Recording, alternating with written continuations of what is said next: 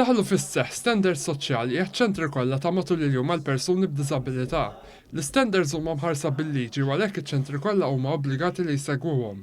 Dawn l-standards faslu fuq 6 binari li jinkludu l-enfasi fuq drittijiet tal-klijenti, programm personali ta' appoġġ, parteċipazzjoni u taħid ta' deċiżjonijiet, protezzjoni u ħarsin ta' min qed juża s-servizz, informazzjoni dwar is-servizz offrut u l-maniġġer tal-kwalità tas-servizz.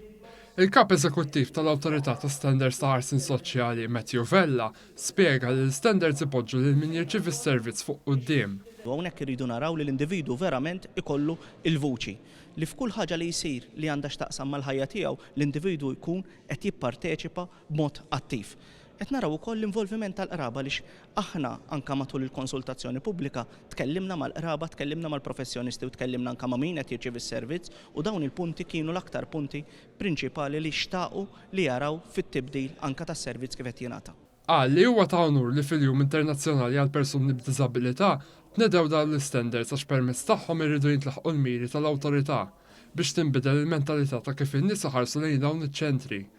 Qal ukoll li qed jidħol il-kunċett tal-liċenzjar fiċ-ċentri ta' matul il-jum li fihom jattendu madwar 529 persuna b'diżabilità u li l-maġġor parti tagħhom huma mmexxija mill-gvern. Bħala ċentri għandna 13 il-ċentru li llum huma liċenzjati, mela mhux biss illum għandek ir-regolamenti, imma għandek ukoll il-liċenzji għandek diversi persuni, ħafna minnhom immexxin mill-Aġenzija Support li qed jagħmlu ħafna ġid qed jitmexxew minn professjonisti dedikati ħafna u permezz ta' dawn l-standards illum għandna viżjoni ċara ta' kwalità ta' fejn irridu naslu.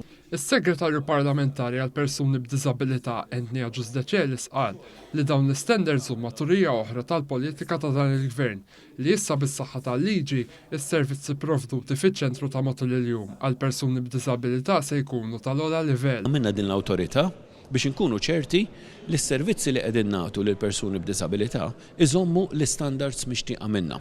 U allura qegħdin naqbdu settur, residenzi, respite service, issa llum għamilna tad-day centers, taċ-ċentri ta' matul il-jum biex min imur fiċ-ċentri ta' matul il-jum ikun jista' jaf x'qiegħed jistenna miċ-ċentru u min ħajati servizz fiċ-ċentru jaf x'inhuma l-obbligazzjonijiet tiegħu.